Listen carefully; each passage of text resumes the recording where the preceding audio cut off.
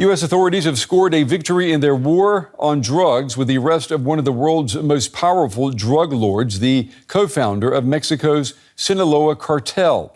He was arrested alongside the son of infamous drug kingpin El Chapo.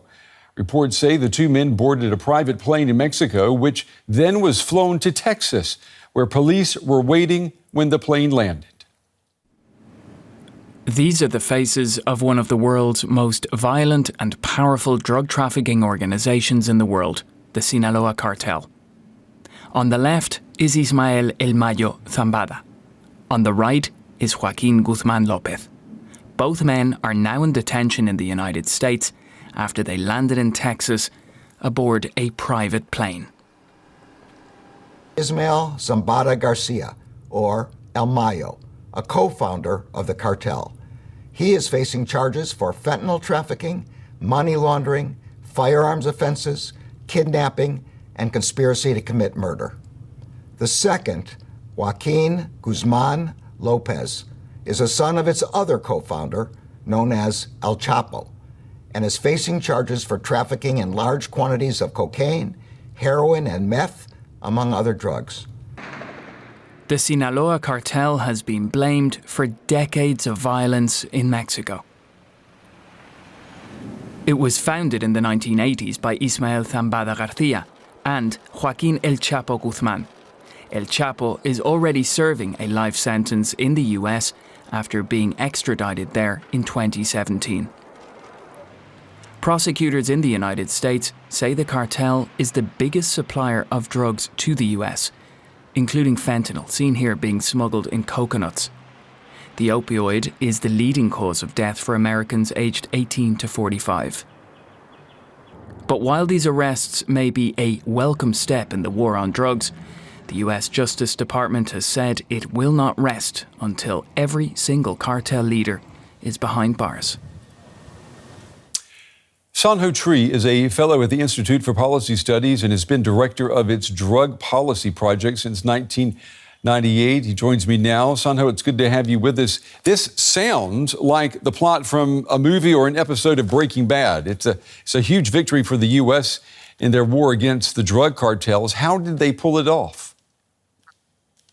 Well, it's been alleged that El Mayo has been in talks with U.S. officials for several years about possibly turning himself in. But it appears that El Chapo's son, who was also on the plane with him, may have been cooperating with U.S. prosecutors to speed up the process and lure him onto this plane under the ruse of looking at some real estate properties.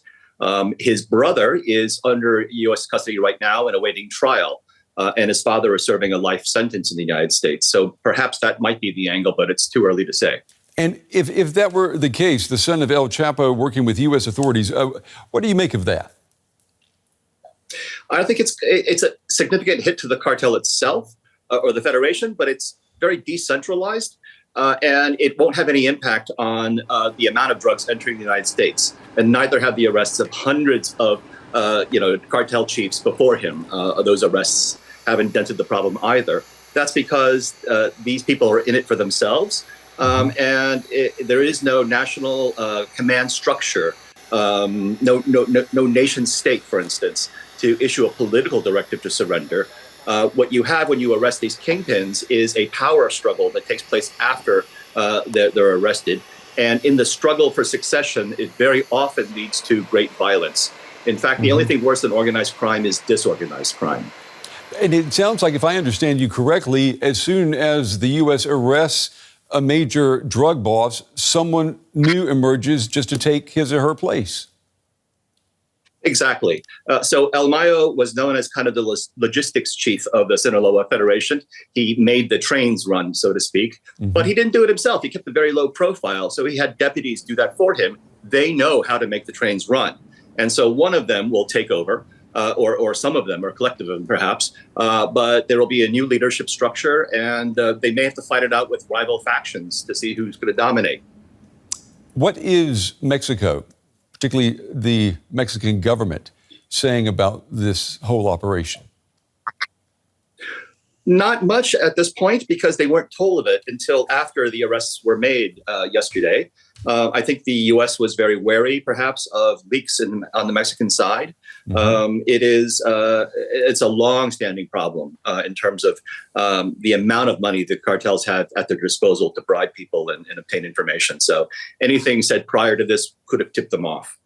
And is it true, and I'm going to put this in simple terms, but is there truth to the message here that when U.S. authorities are battling drug kingpins in Mexico, they're also actually battling the state of Mexico? Is that true?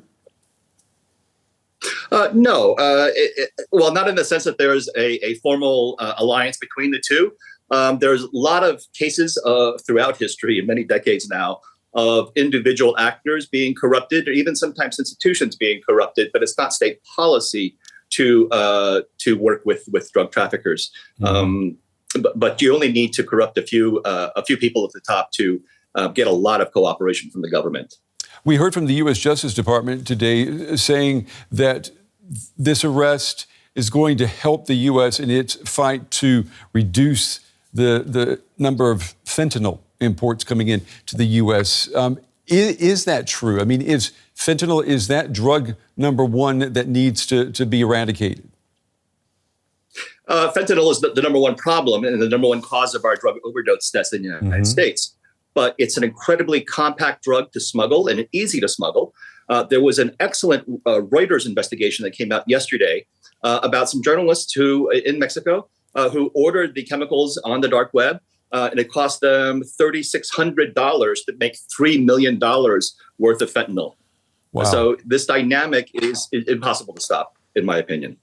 So we're wondering what can be done then. I mean, if someone gets on the dark net and for $3,000 can make millions of dollars, I mean, that is a temptation that is just too great for a lot of people to resist.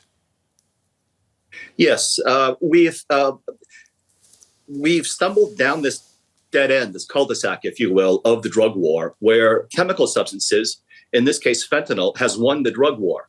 You no longer need farmers, big fields that are easy to spot and eradicate.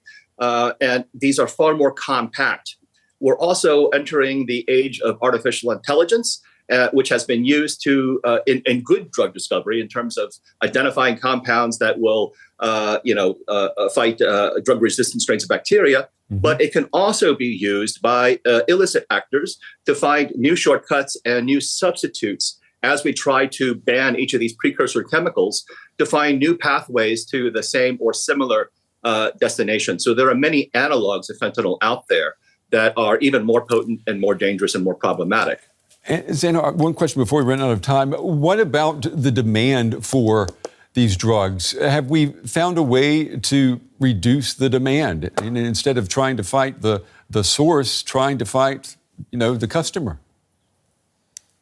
So we've made some improvements in terms of treatment and prevention, but ultimately the real drivers of demand, I think, are rooted in structural problems of poverty, despair, and alienation. These are societal problems that extend very deep into lots of different areas, and it's going to be there's no substitute for building a healthy society. Yeah, exactly. And that the epidemic of loneliness is certainly not helping matters either. San-Ho Tree, Director of the Drug Policy Project at the Institute for Policy Studies, we appreciate your time and your analysis tonight. Thank you. Thank you.